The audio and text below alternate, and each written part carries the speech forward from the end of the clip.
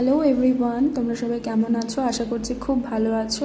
আজ 18ই অগ্রহায়ণ, আর আজ হচ্ছে আমাদের এক বোনের বিয়ে।